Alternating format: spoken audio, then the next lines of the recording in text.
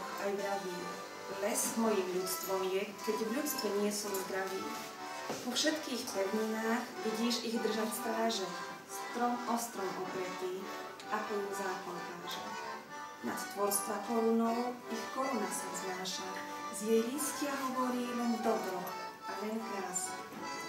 Príroda zákon je, človek však neposlúcha, preto je zmetok v ňom a strom je sídlom ducha.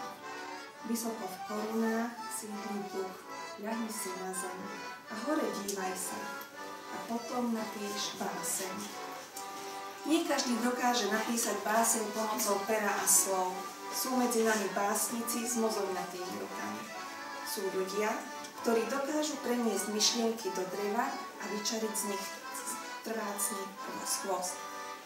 A táto veta charakterizuje aj tvorbu mladého tisovského rezbára Lukáša Zuhurika, ktorého chcem dnes medzi nami privítať. Narodil sa 10. februára roku 1992. Základné i stredoškolské štúdia absolvoval v Tisovci. Mladému mužovi učarovala krása dreva asi pred 2 rokmi, keď začal do dreva vypaľovať. Pred rokom sa chytil aj dlátiek a nožíkov a odkrýval krásu v dreve za pietu. Venuje sa najmä úžitkovému, ale i umeleckému a poľovníckemu rezbárstvu. A práve z tejto oblasti nám dnes pripravil svoju prvú autorskú výstavu.